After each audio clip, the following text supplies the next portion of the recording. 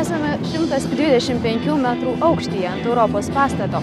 Vos po kelių minučių štai šis vaikinas bandys pasiekti Lietuvos, o gal ir net pasaulio rekordą. Besiruošdama šuoliui 20-metis Arvydas Vasiliauskas susikaupęs. Dangoraižio aikštelėje jis su pagalbininkais užsideda specialią apsaugą, prie kurios tvirtinamos virvės. Vos kelios minutės ir jis sklendžia 50 metrų laisvame kritime.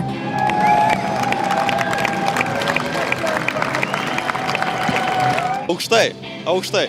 Tiesiog toks jausmas ir galvoju, dabar aš krisiu daug.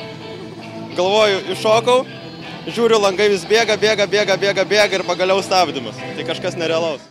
Antras šuolininkas, 23 mergina. Evelina Jasukynaitė sako nei kiek nepavydinti, kad jai tek šokti antrai. Be to prasitarė, kad ateityje planuojama šokti dar ne nuo vieno pastato. Mes taip tarėmės, aš norėjau antroji šokti. Kodėl? Kad pamatytum?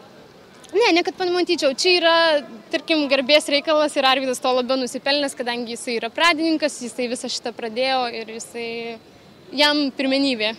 Galbūt, kai aš turėsiu tokį stažą gražų 5 metų, galbūt nuo kito objekto aš pirmą šoksiu. Tiesa, neaišku, ar šie laisvo kritimo šuoliai nuo pastato bus įrašyti į Lietuvos rekordų knygą. Mat ją pildančios agentūros atstovai nepasirodė. Abu šuolininkai tikina, kad tai nemenkina noro siekti dar geresnių rezultatų šiame neįprastame sporte, kuris daugiau žinomas užsienio šalyse. Reporterė Rita Gečiūnaitė, Vilnius.